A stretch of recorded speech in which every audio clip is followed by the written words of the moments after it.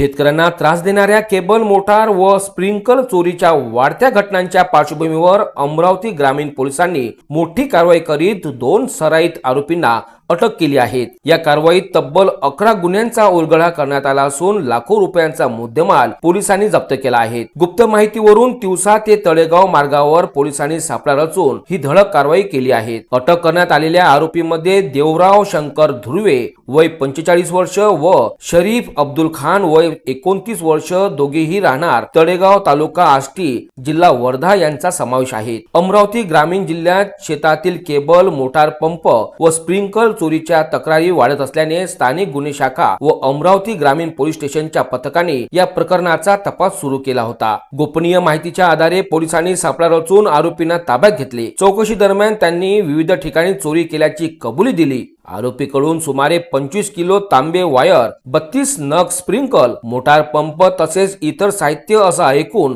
सुमारे 2,30,950 रुपयाचा मुद्देमाल पोलिसांनी जप्त केला आहे। या कारवाईत स्थानिक गुन्हे शाखेने विविध पोलीस ठाण्यातील एकूण 11 गुन्ह्यांचा उलगडा केला आहे। पुढील तपासात आणखी गुन्हे उघड होण्याची शक्यता ग्रामीण गुन्हे शाखेच्या पोलिसांनी व्यक्त केली आहे। ही कारवाई पोलीस अधीक्षक विशाल आनंद यांच्या आदेशाने स्थानिक गुन्हे शाखेचे पोलीस निरीक्षक किरण वानखडे यांच्या नेतृत्वात पोलीस पथकाने संयुक्तरित्या पार पाडली। या यशस्वी कारवाईमुळे शेतकऱ्यांमध्ये दिलासा व्यक्त होत असून चोरीच्या घटनांवर आळा बसण्याची अपेक्षा आता व्यक्त केली जात आहे।